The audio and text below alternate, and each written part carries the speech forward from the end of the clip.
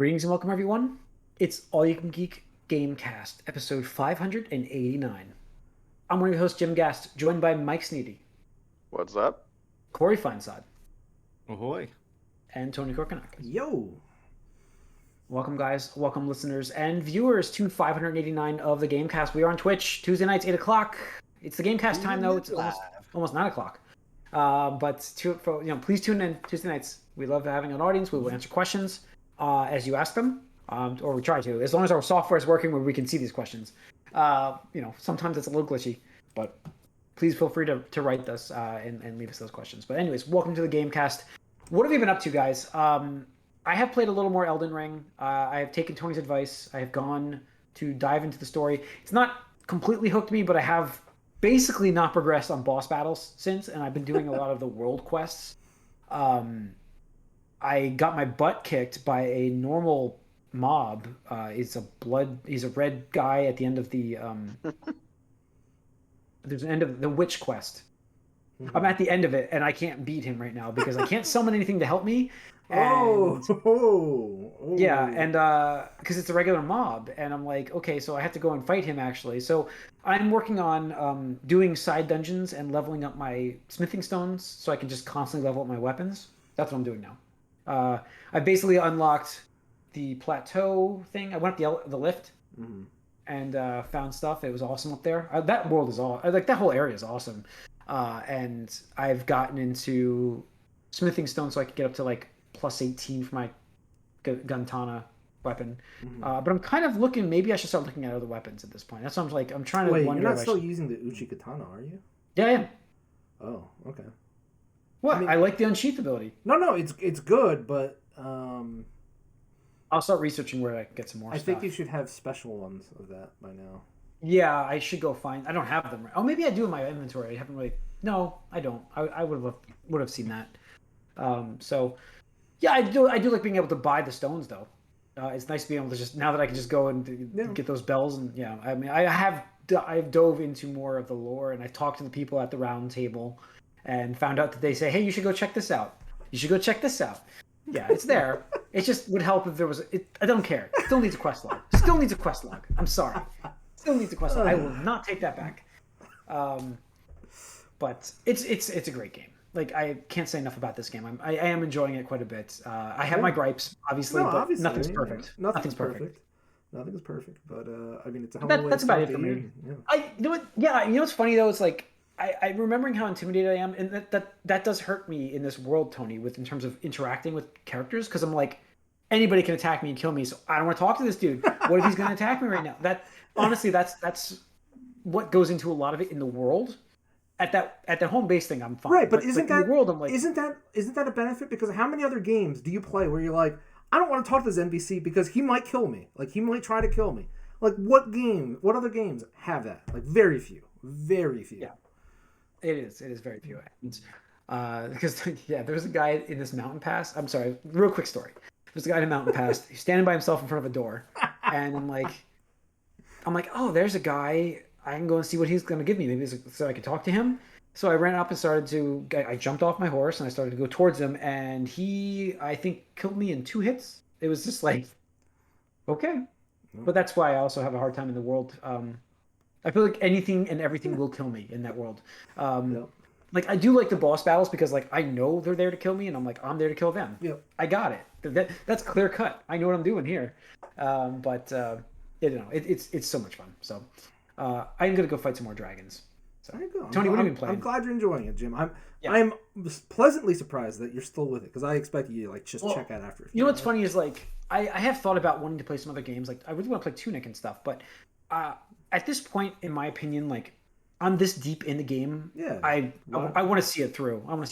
Yeah. I mean, honestly, you're past the majority of the hard stuff. Like with most of the stuff in the Souls game, like it's hardest in the beginning because you're limited by your weapons, your stats, the armor, everything else. I should look for more armor, by the way. But I'm still wearing the same armor. Yeah, you should. That's what I'm saying. Like I wore that stupid first like camp knight armor for like 80% of the game until I was like, wait, let me buy something else. And I was like, oh, I can wear Radahn's armor now. So I was wearing Radahn's armor. Yeah, that's cool. Stuff like that. But so yeah.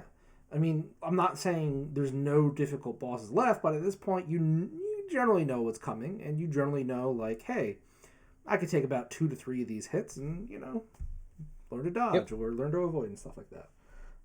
But yeah, for me, what have I been playing? Kirby. I got the new Kirby game.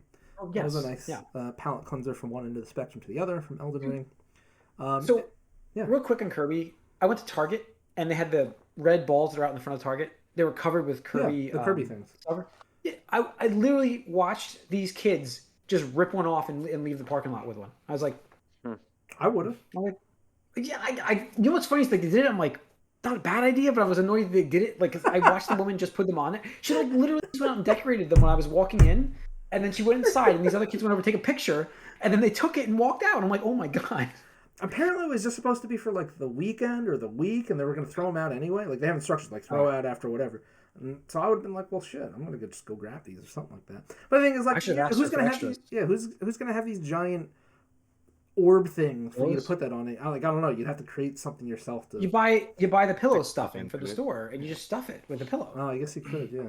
Yeah, I thought about it. I was thinking about it, but I'm too honorable. I can't do it. I'm sure you could find them on eBay if you looked. Yeah. Anyway, so how's the Kirby game though? Kirby's really good. It's kind of weird because again, this is Kirby's first like true 3D platforming outing and stuff like that. And it's like the story. If people really care about the story, it's basically an isekai where you just get like Kirby and his friends just get sucked into this giant tear portal in the sky, and they don't know what's going on. You have to rescue the Waddle Dees, and as you rescue Waddle Dees, they build a new town in this new world and stuff like that. So as you find more of them, they open up like houses and stores and stuff like that. So you can talk to them and do little quests or mini games and stuff like that. So I played through the first 2 worlds. I'm playing on what they call wild mode, which I guess is the harder difficulty and stuff like that. It's not... I mean, if you're an average game player, it's still not that hard, which is fine because, again, I'm not looking for a hard time. I'm looking for a fun, relaxing time. Again, going from Elden Ring to this is a nice, like... I'll do it, yeah. Palate cleanser here. But it's fun. It's cute. It's Kirby. The powers is interesting. What I really like about that is... you can evolve your powers using like blueprints you find out in the world and stuff like that. So like your abilities will get upgrades and stuff like that, which is something you haven't explored before. So it's fun in that way and stuff like that. But yeah, I mean, pretty good for a Kirby game. Is it multiplayer or is it just? It is co-op. It is co-op. So I think maybe kids would like it. My boys love Kirby, so. It's really funny. The first thing they play on the I would definitely say, or once I'm done with it, I can let you borrow it because like it's funny because the one character it's a bandana Waddle Dee. He's like a special character, not like the regular other Waddle Dees. And like you save him right away. He's the first one you save. He's like, Kirby, you want me to join you? If you do, just press start, go to the co-op menu, and I'll be ready to help you out. And it's like, thanks. Nobody's got my back. Bandana Waddle Dee's got my back. So yeah. Cool. Mike? I'm still playing Horizon? Yeah. I have, 95 hours in now? Nice. I'm right, I think. Money's worth there. Yeah. I'm right at the point where I did encounter my worst glitch yet, though, in this game. Glitch? Yeah, there was a big one. And it kept reloading the same way where half of the geometry didn't come in. I died to a boss in a cauldron. If you remember cauldrons from the first game, they're back. And part of it is underwater. And so it respawns me, very quickly. PS5, but I'm like, this is almost too quick. And I was right. I'm just swimming and half of the geometry isn't there. I see stars above and below me. And once I start moving around, like I just fall out of bounds, and it kept reloading me that way. I had to do a couple autosaves before that to play that part without it being all fucked up. So it's not without a few open world, but that was the worst one I've had, glitches. But 95 hours in, I'm right before I think the end game sort of like mission quest thing. And it's the same thing. I only have a couple things of legendary gear now, but to upgrade them, it's very hard to like find and get enough of the specific machine parts to do it. So there's still a lot left to do, but I'll keep going at it probably after I beat it too. Yeah, I'm trying to convince Amanda to put that PS5 on our registry because I do want to play. I do want to play Horizon this year, but I'm thinking like Mike, that the hours involved in that game, and then you've got to play Elden Ring. You've got to play Elden Ring. You don't need to play it as much as I have to be where you are. I wanted to be over leveled because I was under geared. Yeah. And I've already hit the level cap though, but they still get skill points for things that you can invest in the tree. But you don't need, and you also don't need to play on hard either. Or you could turn on what would make this way easier, which I still don't want to do, is turn on the option for easy looting, or for where all possible machine parts come off of a machine when you kill it, and you just get that when you pick it up, like right off its carcass, as opposed to having individually tear off individual pieces, or else they will get destroyed when you kill them, if you kill them before that, which is how it is by default, which is why you need to be like strategic to find which piece you need, aim for, hope you have a high tear ammo that's not high damage, and so that it comes off instead of gets destroyed, which can also happen. But if you turn on easy looting, all that'll be just included every time you kill a machine, and it would sounds like that's better for me. Way quicker.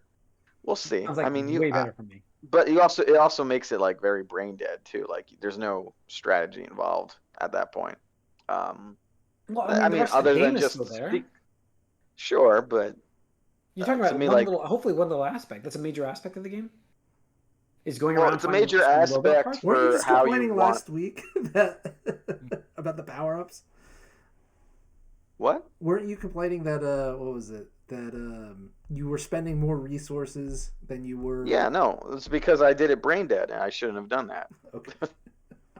But I don't want to make it like so brain dead, like where I don't have to think at all, or because that's my objective going forward. That's what compels me to like, I need to go kill like 5 of those giant things over and over again now, because I need to do that to upgrade my legendary armor. It enough to.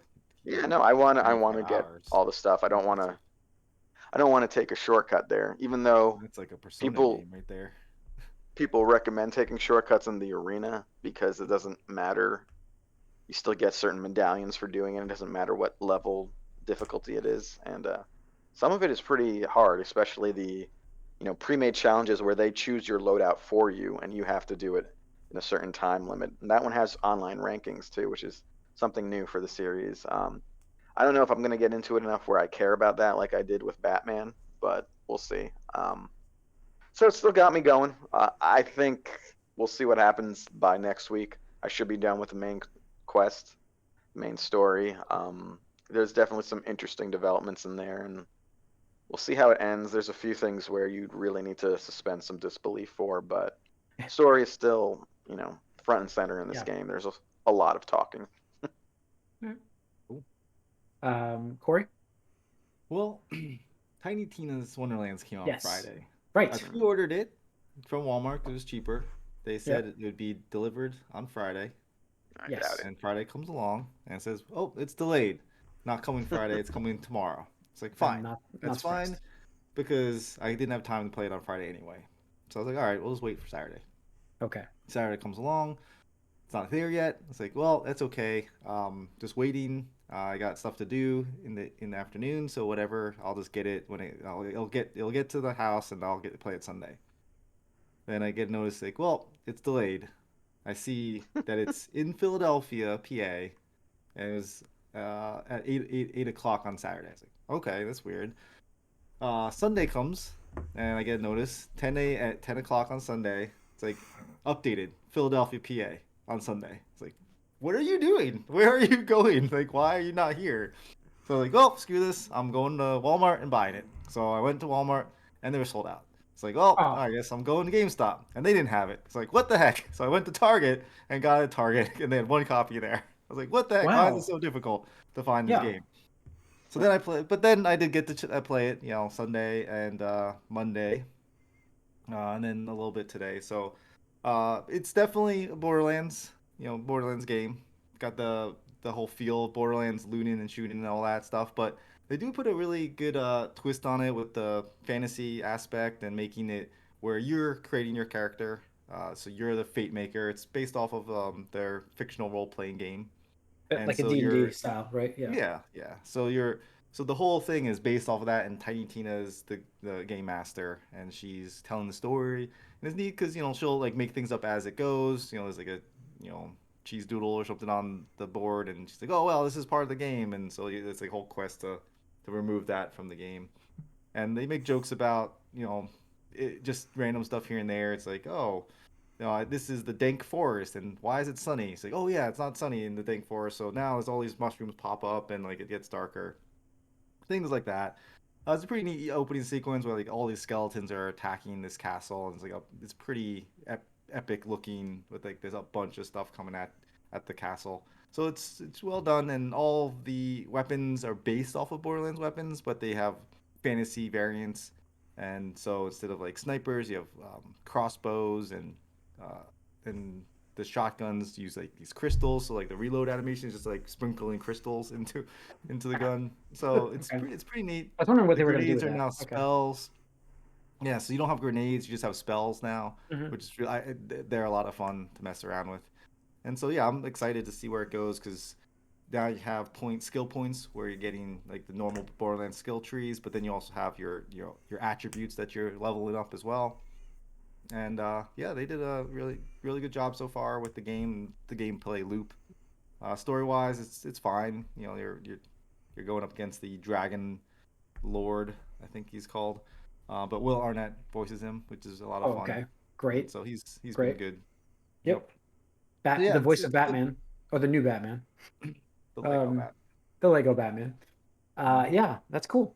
Awesome. So you can play a little more of So that. far, so good. Yeah. All right. Awesome. Let's get into the news. I have to get it opened, actually. I didn't have it open. Okay. Let's see what happened today. Oh, today there's a bunch of stuff. I guess earlier in the week, Grand Theft Auto, by the way, retook Your favorite its game. retook its top spot, unfortunately, in sales, and now this is all your fault, audience who's played in this game. This is all you. This is all your fault. This is all you. Grand Theft Auto 5, because they don't have to make Grand Theft Auto 6. Rockstar is adding optional Grand Theft Auto Online monthly subscriptions now going forward. So, games as a service for Grand Theft Auto now? Is that what's happening? Wasn't it already games as a service? It was already games as a service. No way, yeah. This is live service now. So this will give it like monthly benefits for the subscribers. Well, this is monetizing the live service aspect. So yeah, basically Even making more. a WoW. I mean, the Giving thing you is, tiers. well, the thing is, when you think about it, when you have 10 years of, I think this game has to be what, like 80 million copies sold, if not maybe 100, somewhere around that range. I mean, they're playing GTA Online for free. Why not introduce a subscription-based model? Even if only 10% of them did it, that's a lot of money every month. Yeah, it is. So, you know what? Good on them. Good on them. Yeah, wow. It is good on them. Yeah. Let's see what else we have here. This is just money on the table. Why wouldn't you do it? It is. And it's only like $5 a month too, I think. It's cheap. Yeah, I mean they'll get people to pay for that no problem because then everybody rebuys their game 800 times anyways. Like $5.99. you can either pay us like $20 for whatever, or you can just pay us $5 a month to get the same thing essentially. Yeah. So you get $500,000, upgrade stuff, auto shop, whatever. I mean, hey, it's there for the people that want to spend more and get more from the game. Yeah. That's what it's about. Speaking of spending more and getting more, Sony today announced the new PlayStation Plus tiered subscription services. So you have your PS Plus, what do they call it? Entry Essentials, I guess. Yeah, which is your basic level right now. It's still $59.99 yearly, which nobody ever pays that much. Oh, fucking Christ. Fucking Craigbot, sorry. Craig quit on us. So, see him. No, he's gone. So let's get him out and him back in shortly. But come on, Craig. Get back in here. Is he back in here now? Now recording. There we go. Okay, Craigbot's back. Anyways, so where was I talking about? PlayStation Plus has the Essentials tier now, which is $59.99, and gives you your same stuff. Yeah, so we're talking about what Sony announced. You're right. Sony announced earlier today its tier subscription levels for PlayStation Plus. So we're gonna have different levels of entry for what you want to pay per month or per annual services.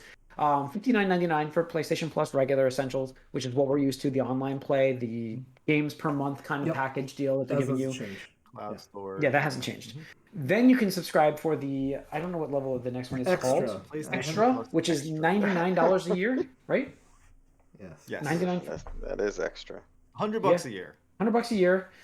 $99.99, and it gives you provides all the benefits of the Essential tier, plus it adds 400 of the most enjoyable PS4 and PS5 games, including blockbuster hits from the PlayStation Studios catalog and 30 third-party partners.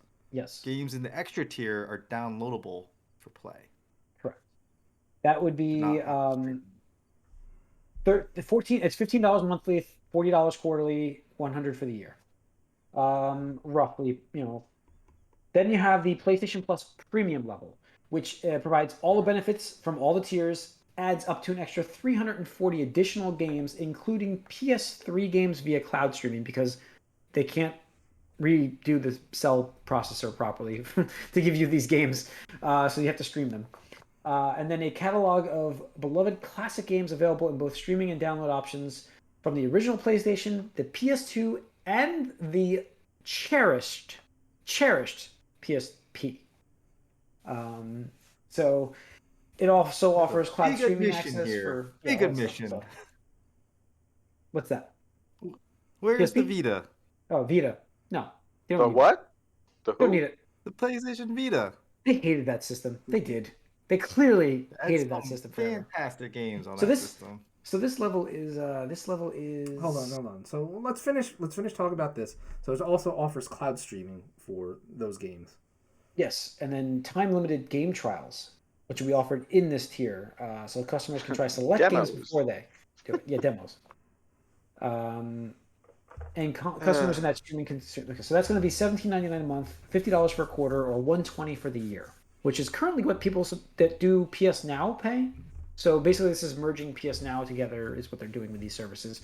They're getting rid of PS Now. That does not exist anymore.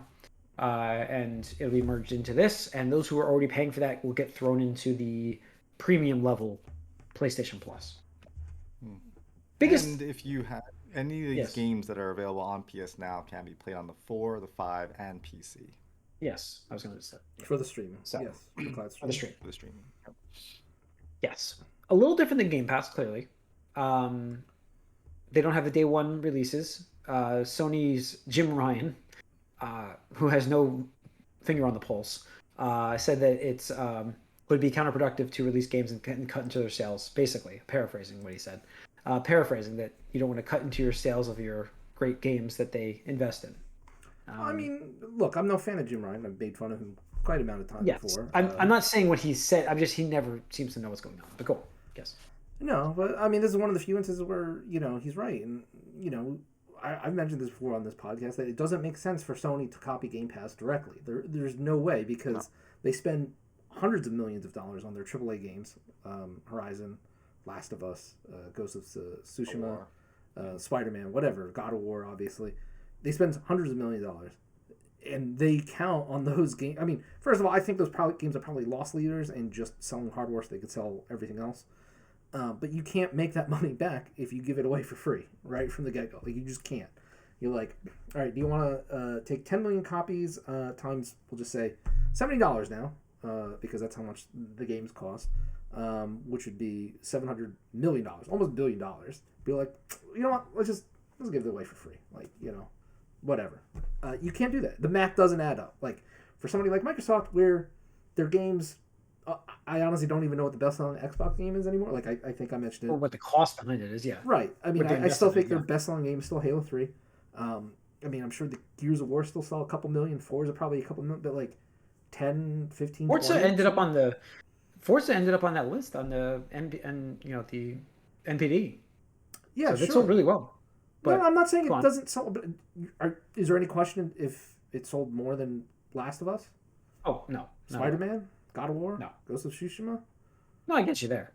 Yeah. I mean, there's just no comparison to that and stuff like that. So for Microsoft, it makes sense. For Sony and Nintendo, it wouldn't make sense. They absolutely would not benefit from that business model at this time. And Jim Ryan did allow that caveat there. He left himself some wiggle room at this time. If things go south or all of a sudden they see a huge influx of money, and I'm sure their financiers will, the number crunching nerds will be like, actually, we would make more money if we switch to this Game Pass model. They'll do it. If they can make more money off it, they will do it. Until that happens, they're not going to change it. I mean, it's like in the movies too. Like you've seen what happens, when the movie hits theater and streaming the same day. It's like going to cut into the profits. Like look back Black Widow. So yeah. I mean, their games are just so much bigger than what Microsoft is offering. I understand that, but they also want the piece of the Game Pass pie. This is what this is. This is their response to what the Game Pass is doing. They see those numbers from subscriptions, and they want those subscription numbers. I wouldn't say that, because I see this as a direct response to Game Pass. This wouldn't exist without Game Pass. I don't know about that. Because they had PlayStation Now before. Yeah, they've had PlayStation Now. I'm just saying this would not exist without Game Pass. I am not disagreeing they wouldn't have these services separately, but I'm telling you they wouldn't have merged these two together to get a piece of the pie, like subscription-wise. Because PS Now has not been that popular. No, you're right, but I think this is the reason. This is the reason, because it hasn't been popular, and now it's kind of like, all right, we're going to bundle it, and we're going to give you extra stuff to do it. As to if this is a direct thing to Game Pass, I don't know. I just think it is. I see it as. There's great. a lot of money involved. There's a lot of money involved in that. I understand their point, like Jim Ryan actually mentioned, games as we all, not them directly, but games as a service is their big for what they're going into. But they wanted a piece of this pie too. They wanted to get into this as well. To dip their feet into this subscription service, Netflix style gaming. I don't necessarily disagree, but at the same time, they had people paying for PS Plus already. So they already had subscriptions. And they had their PS Now people. This is a way for them to increase the average price of a PlayStation Plus user. I'm not saying, I don't think this is taking away from a Game Pass pie. This is them being like, how do we increase the size of our pie? Because I'm not saying it's cutting into Game Pass sales, but I'm saying this is their answer to what Game Pass is. But it's not Jim, it's not an answer. It's not an answer. They don't go, we need to copy Microsoft on this or we're going to lose. Because there's nothing that Microsoft is doing that Sony is like, we fucking care about this.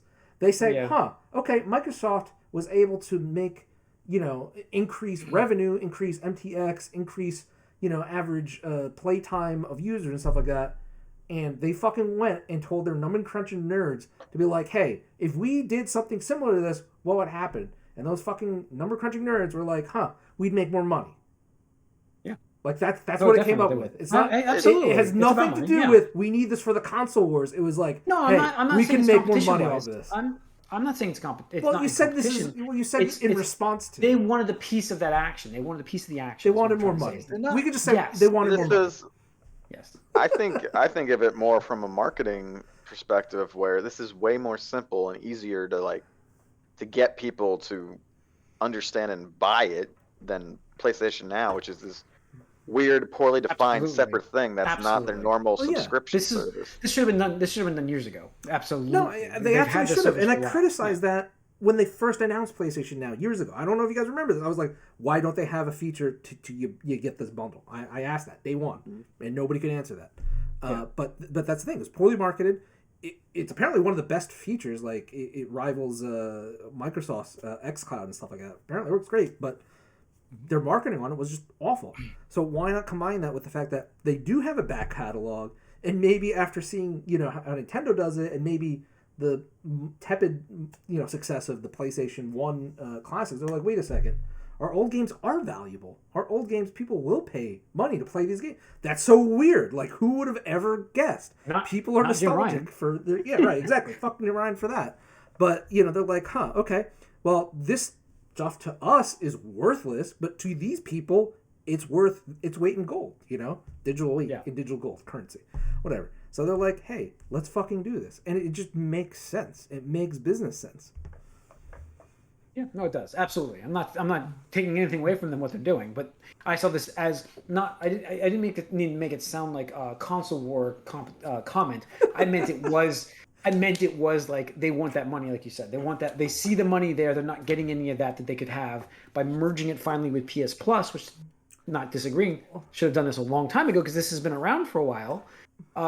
It's getting into this. It's Game Pass has shown them that like you get this little extra money from Xbox Live services because you're getting people to pay for the $120 a year rather than the the $150 a year rather than the $60. Absolutely, because here's the thing for PlayStation, for Sony, they can count that every generation, barring a huge fuck up, and we're excluding the handhelds here, their home systems, you're like, okay, we're gonna sell between 80 million and 120 million units. Give her about 10%, depending on the worst and the best system, right? So you're gonna make so much money off their hardware. You can guesstimate. They on average users are gonna buy 10 games. Attachment rate and stuff like that. And 50 to 60% are gonna buy PlayStation Plus. Every year or something like that. Whatever. Right. So again, they went to the number crunching nerds. Is like, how do we make even more money at little cost to us? And that's what this is, because this is just them being like, hey, we need to be more profitable. We need to make more money. What is an easy way to do that? And that's what all these companies are doing. Like I guarantee, like Netflix, you look at that. Netflix was great. In the beginning, it was like a no-brainer, $6.99 or $7.99 value and stuff like that. And you look, a decade later, it's over twice the price and stuff like that. It's because they gave it away. They made it so cheap. They made it ubiquitous with streaming and stuff like that. So now Sony's like, hey, we got you by the hook. We got you the system. We got you by the games. Now we want to sell you like the streaming services. Now we want to sell you the old catalog stuff and then some third-party shit that's thrown in. It's just like they've already made their money. Sony recognizes now they fucking woke up between PS4 and PS5 is like, holy shit, we can release games on PC and people buy that? They'll buy that for full price when you can get it for $10 on PS4? These people are fucking stupid. They're crazy. No. It's a great move. And that's it. That's it. Like, here's the thing here, and I don't think people are noticing.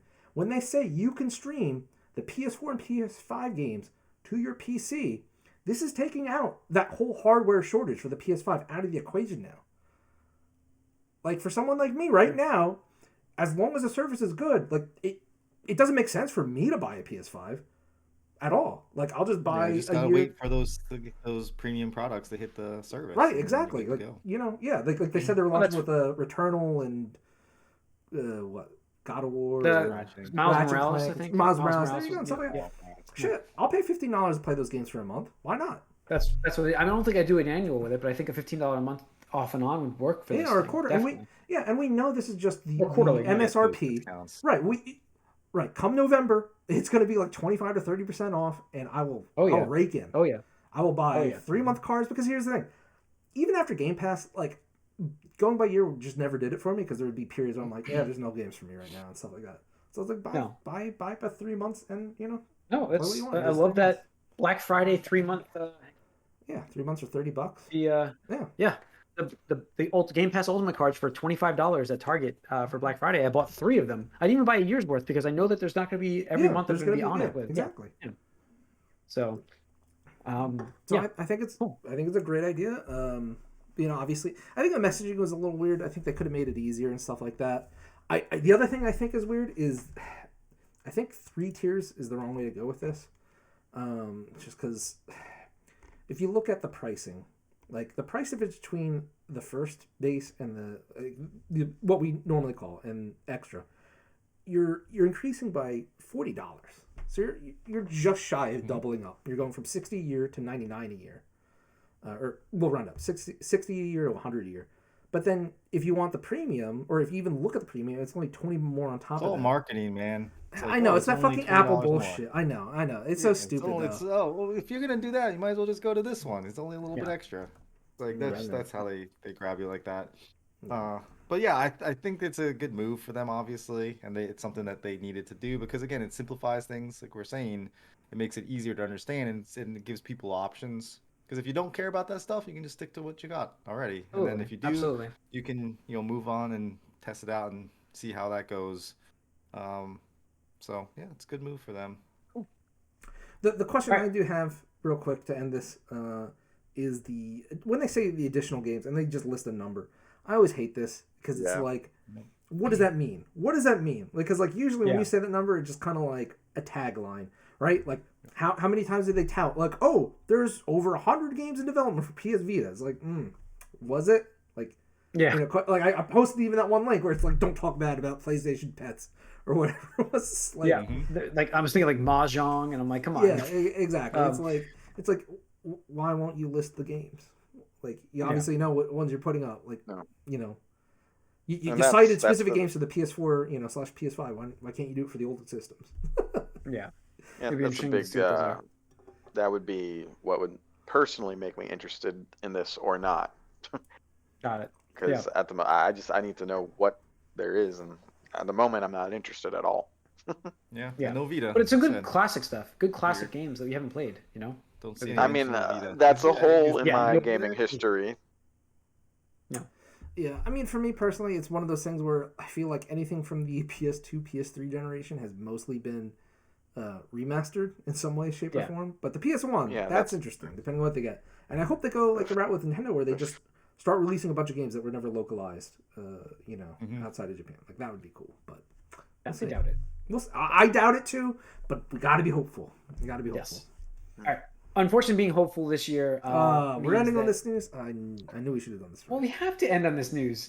Breath of the Wild will not make it to 2022. It's now spring of 2023, which I understand, because how can it launch without a system? So it's going up against Suicide Squad. Yeah. Did that happen? Did that happen this week too? Yeah, it did. After last podcast, well. Right after our podcast. Oh, we can end with that. We can end with that even worse news. That's fine. Well, I mean, Breath of the Wild, I didn't expect this year. I was hoping. I was hopeful. There's a question there. Didn't we all predict it would be out this year? No, we were like most anticipated, but I think during our most anticipated, we even said I don't think it's going to make it this year. I mean, I was hopeful for it. I wanted to will into existence like I did the Xenoblade 3, but like COVID times, like I think I gave it an actual launch date in one of my predictions, because I was like, I'm just gonna nail it. But I was pessimistic in that announcement. But unfortunately, the game looks fantastic from what they showed, even a little bit. But I do think it's going to be for like a Switch Pro or a Switch 2. I think there will be a cross-gen 1,000,000%. game. And actually, I'm wondering if this is in part, they're like, okay, well, now we launched the hypothetical Pro in the holidays. Let people get that, because we all know that holiday season is going to sell out no matter what. So now, they give some cushion and people extra time to prepare for, the idea is, theoretically, the chip shortages should start to get better. By the end of summer, I've heard that they're expecting a much better turnaround as more factories have come online and they get to catch up with demand. That would be the perfect time, Tony, like you said, like a holiday launch for a Pro unit of a console, and then hit them with Breath of the Wild 2 in March. Perfect. Yeah, they're gonna go for an anniversary date, with the Switch and Zelda. Just makes sense. Poetry. But the thing is, it was kind of weird because they released a video today, like actual Nintendo of America released an uploaded video where Anuma was just like, "Hey, we got an update. Sorry, we're working on it. Spring next year." And I was like I appreciate that, I really do. But like at the same time, I'm like, it's Tuesday, March 29th. What's the significance of telling us now? Like, I guess to like get the feel bands out of the way, because around E3 time, even though we don't have E3 anymore, around E3 time, people what? When's the quarterly? Don't they have a quarterly report or something? Well, the quarter ends on March 31st. It usually takes about a month for them to gather the data. Well, that's what I'm saying. Like, it actually would have made more sense if they had said it around when they do have their investors conference. I thought it was for the investors. Yeah, that's really what I thought this was for. Just to say, hey, listen, it's not coming this year. This is for the fans. Okay. But I think it's good communication because, but we've talked about this before on the podcast, where it's like you need to control the messaging of bad news or any news, any news. As we can move into Suicide Squad, Mike. The game exists at least. I'll give you that.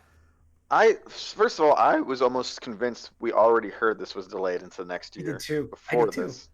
Yeah. I felt like we knew this already, but I guess not. So yeah, they officially delayed it same time, spring of 2023. Killed the hope for a release date this year. Yeah. But it's alive. I mean, it's not canceled. I predicted the game's going to be canceled. Well, you're wrong. I mean, I never thought that was going to happen, but I just want to run on slightly here. So with Breath of the Wild 2 out of the way, I think Elden Ring is definitely going to clean up Game of the Year awards this year. I don't think there's any contest now. I think like Starfield has a shot. I really do. That's my argument. Starfield has a shot. I don't think that game's coming out this year. So whatever. I don't know if it's going to be working when it comes out this year. How about that, Mike? Yeah. That is the other thing, man. People are. I mean, here's the thing. And I've said that before. Ever since Cyberpunk, I don't think people will tolerate that level of like. No, Microsoft cannot. Yeah, it's got to be smooth. It's got to be smooth. Big acquisition, like the game that comes out, it's got to be. It's got to come. Gotham Knights isn't going to take it, guys. Come on, right? That exists. Yeah, that exists. I still don't believe that that's going to come out when they said it will. When I made my prediction of one of these games will be canceled, that's really what I was talking about. That game, I really know that they have too much into the other game to be canceled. But the Arkham Knights one, I just Horizon Gotham Knights right now. Yeah. Gotham Knights, sorry. It stinks. Like so many great games are coming out right now, and like if they spread it out, like it would have been better. Because like what is coming like the next few months? Nothing. Yeah, I mean that's the thing. Like we were talking about that, Tony, with like. Yeah, we were talking about that, Tony, with Game of the Year options, and it's just like, honestly, if I look at my list of expectations for Game of the Year this year, it's Elden Ring right now, clearly. And the only game I can look at the list for that, well, I mean, I guess Horizon has a shot if I get to play it this year, is Starfield. Like, it's just empty. Besides, right? I mean, what else? 7 came out as well. Nobody cares about that. Apparently, they ruined the launch of that. They ruined the microtransactions in that game. Yeah. What game? Oh, the... Gran Turismo 7, sorry. Yeah. But yeah, I don't know. I mean, we'll see how that goes. Starfield has a shot, and then if God of War Ragnarok comes out, that potentially has a shot. I don't believe that game is coming out this year. I don't think it's coming out either. Like we have right. There could be a lot coming out at the end of the year, but there could be nothing. If that comes out this year, I would be surprised. That would be the biggest surprise. It's like we saw one trailer and it's going to come out. Okay, Sony. Like, how many times have we criticized? Like, we saw the Spider-Man trailer for like 4 years. We saw God of War trailer for 4 years or whatever it was. Yeah. I mean, the other thing, like going back to the Suicide Squad game, is just like, I feel like it's Warner Brothers, man. They fucking suck. They should have just tackled. Why did they have to tackle that kind of that group? Like so many other things they could have drawn, and they're going for Suicide Squad. Rocksteady, right? That's like Rocksteady. You really get the sense that they just got sick of doing the same thing. They want to do something else, but who knows? It's not going to be fun. Well, maybe it could be, but that's why they added the Bat Tank. They wanted some shooty. It's because Warner Brothers Studios follows trends, and I guarantee you, they're like, we want a live service, microtransaction based fucking game. I guarantee you, like they looked at Destiny and was like, make a game that'll make us money like Destiny. And like, okay, Suicide Squad, sure.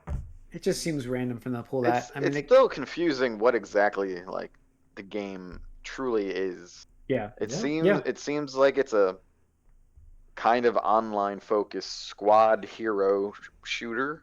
Mm-hmm. Which why? Yeah, right. Why is that your follow up to the Arkham franchise? Because that's what I'm saying. Like Warner should have tapped a different studio and let them do their bread and butter kind of style game. No, but I honestly think Rocksteady had free reign to do whatever they wanted, and this is what they chose to do. Well, I think there's some truth to that, but I think there's more. So apparently, remember. The other studio, what is it? Montreal or whoever WB made Montreal. Yeah. I mean, they were apparently working on a Suicide Squad game first, and for years before Warner was like, nah, shut it down. And I think it was Rocksteady that was doing Damian Wayne? Superman maybe or Damian supposedly Wayne. They did a Superman. There's like 3 different cancellations. This is part of the reason why it's been so long. And yeah, I'm sure they switched roles at one point. These 2 studios. Absolutely. That's why Gotham Knight's premise is the same thing as the ending of Arkham Knight, but it's not the same universe. That's the only explanation I can come up with, and it tracks with how messed up everything is and how long it's taking. I mean, both of them have screwed this up. So it's Warner Brothers. It's Warner Brothers management. 100. Dude, like, how long has it been taking them to do fucking Lego Star Wars? I can't believe that's not out yet. That's still not out. That's still not out. Like, I know. How hard is that? How? 2019, I think that was announced. 2019. And we still don't know what. This week, right? So. I think it is out finally, but still, come on. We still don't know what NetherRealm's next game is, but it's Mortal Kombat. Probably we know. Not like a Harry Potter game. Who knows? If that's going to be anything. We'll see. All right. That's going to wrap up this Gamecast episode. Thanks for tuning in. Once again, we're on Twitch Tuesday nights starting at 8 o'clock, so feel free to join us on Twitch. Follow us on Twitter, Facebook. We're on YouTube the following day. This video gets uploaded to YouTube, so check that out if you missed the live broadcast. We're also still on Twitch for 2 weeks afterwards, these episodes. We stream audio on iTunes, Spotify, so check those out there. And we'll see you guys soon. Later.